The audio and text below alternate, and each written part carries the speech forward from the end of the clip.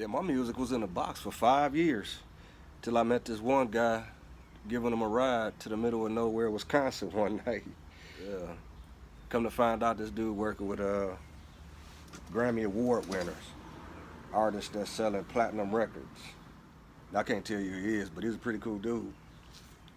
What really blew my mind is the following morning, we met back up, and when he started playing one of my country songs on the piano, that blew my mind. And that inspired me to get back out there and see what I could do with my music. Yep. Right now I'm about to go meet up with the instructor at the recording school to discuss plans to go over my first song. Most beautiful thoughts are always besides the darkest.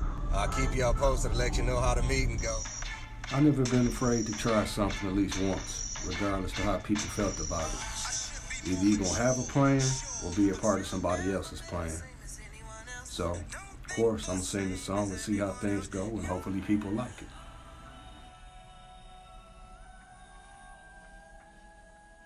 It's not gonna be perfect, and it don't have to be. When I saw the platinum plaques on the wall, I knew he was official, so I didn't ask too many questions.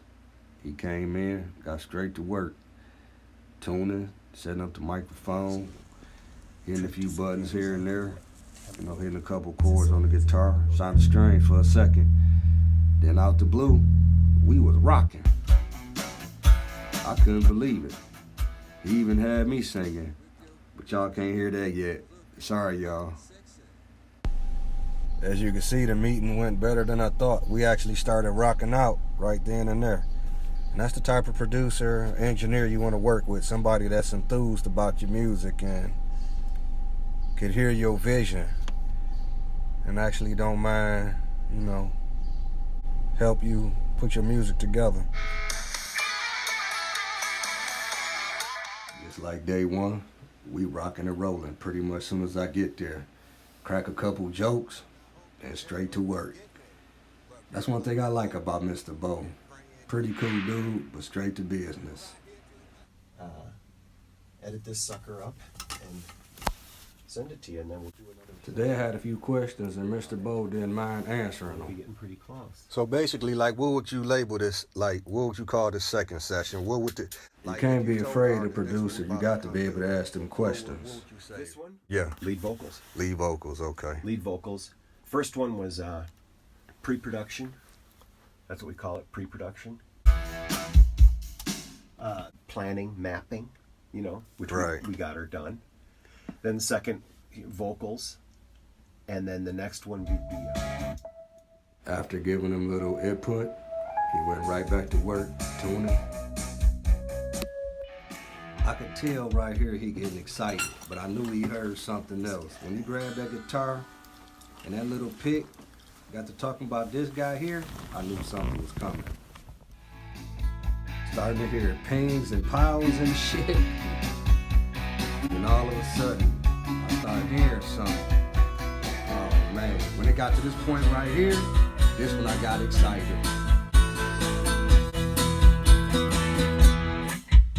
That's when I knew we had something. You can't be afraid to dream. Alright y'all, so I just pulled up at the producer house. I'm about to redo some of the vocals. I've been getting some positive feedback. A lot of people say I need to be a little stronger, so I'm about to go in here right now and blow this shit out the motherfucking water. Today for my kids. If it wasn't for my kids, I wouldn't be here. And y'all can take from that what you want. Few people know what I'm talking about. Today for my kids. Today was something different. When I was in a good mood, but I felt a sense of urgency today to do the best I could for my kids. It's going down today. And here comes the man himself. There you go.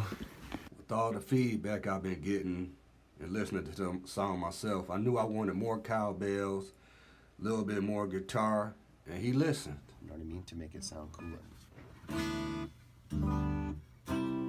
He didn't mind listening and adding in the things that I wanted. I want to get inside your head and hear through your ears, you know what I mean? And I knew that you would let me get away with that on there. Yeah, that part there had me like.